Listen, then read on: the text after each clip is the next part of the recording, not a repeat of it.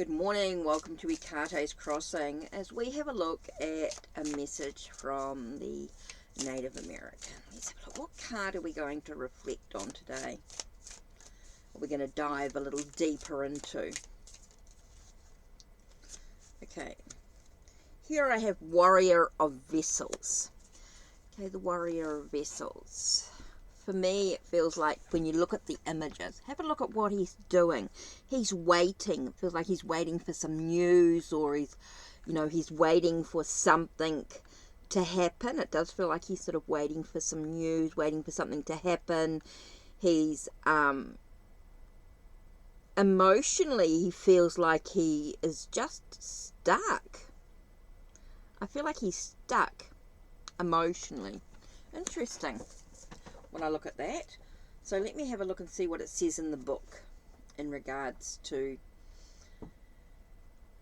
for me, I feel like normally when you've got Knight of Cups, he's talking about his emotions.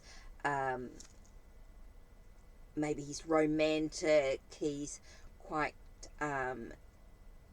he seems quite caring, quite gentle. Like he feels like he's, I just feel like he's got a lot of stuff going on. Depending, of course, what was the question, what's the context of the question, what's the layout, the question, what's the question, what's the layout, what cards are surrounding it, etc. But let's have a look at the book.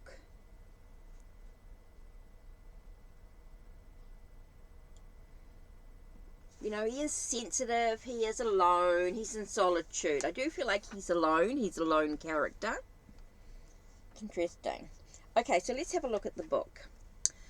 To my people, freedom is not a political word that is bantered back and forth. Freedom is sitting on a horse on a hilltop and smelling the fresh wind in his face. Freedom is looking across 100 miles of wilderness expanse. Freedom is something no man can take from you or give to you. Sun Bear, Chippewa, 1976. The Plains peoples of Native America were an outstanding, if accidental, choice as the symbol of Indianness. In the exaggerated world of the prairies, these people exemplified a rainbow of culture hues common to some earlier native societies. Included in this palette are warrior societies that had complicated combat codes, emotional excesses, taboos for sex and grief, sacred objects, sacred rites, dreams and visions and inspiration. In all this and more, the Plains peoples were Native Americans carried to extremes, the land bounded solely by the far horizon, and the broad black starry sky perhaps lent emphasis to the illusionary overspread motion of Native American freedom. If a youth is lazy, sickly, incompetent, or untrustworthy, an elder will be heard to remark, "We know the reason and it cannot be helped. How could it be otherwise when he had not been trained? The poor soul, he has never fasted, never cried for a vision, never been visited by a snams, a guardian spirit, in his dreams. Without such a guardian we are like fish without fins and cannot live very long. One such as that is nothing but a food, directionless, helpless, untouched by the natural world around us." Sun Bear, 1976. Unfortunately, this is no longer an isolated phenomenon. The degeneration can be traced to the introduction of alcohol and the deculturalization of children in missionary enclaves.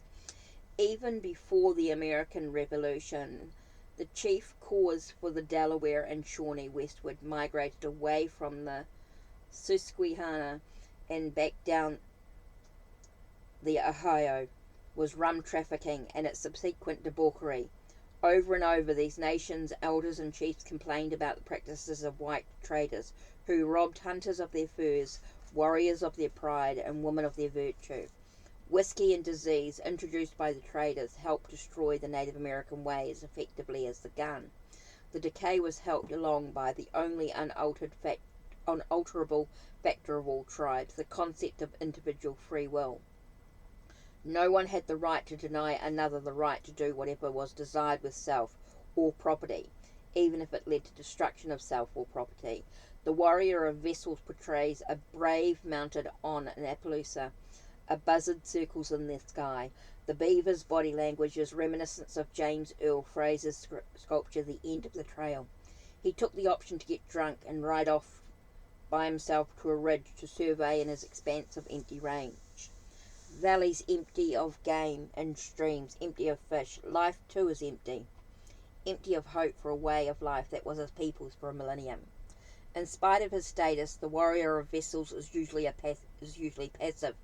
He's graceful, dilettante, and passively amiable. He is quick to respond to and even enthusiastic about physical attraction, but his endurance level is not overly high.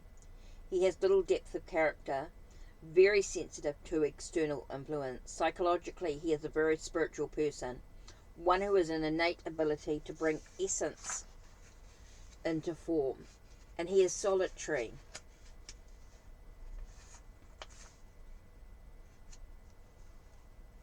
Whether alone or in a crowd, who could very happily be a hermit. Gentle, sensitive, and sensual as he is, however, his quest would more likely be for true love than spiritual aid. Badly aspected, he will delve deeply into earthly pleasures, looking even for pain if that will release him from responsibility. He can be idle, licentious, and a liar. In spite of this, he retains purity and innocence as essence of his nature. However, his superficiality makes it almost impossible to reach those qualities, as in the old adage, his name is written in water. Whichever way the card lies, a lack of character in the warrior of vessel tends to cause all affairs to be mismanaged. Unless there is an element of extreme luck involved, it is possible that his whole career will comprise one disaster after another. Schizophrenia, melancholia, and drug abuse may well signal the final catastrophe. Interesting card when you look at it in depth. Okay, so that's the card to sort of think about today, thinking about the warrior of vessels, thinking about the sensitivity, that sense of, I just feel that I just keep getting the word sensitive, being sensitive to your environment, being very kind, being very gentle, having that sense of, I just keep getting very gentle, that sense of solitary, that stuck, being alone. Even when you've got a crowd around you, sometimes, you can feel a little bit alone in your own thoughts and in what's going on for you. Definitely feel like a bit of a hermit in some cases, that alone, feeling stuck.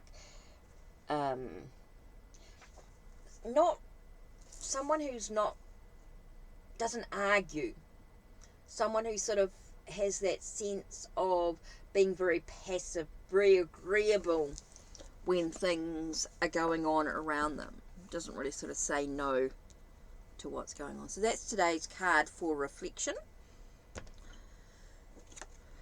the warrior of vessels. So that's it from me. Don't forget to check the links down below, check the links on my channel, like, subscribe, and ring the bell so you know when the next video will be uploaded.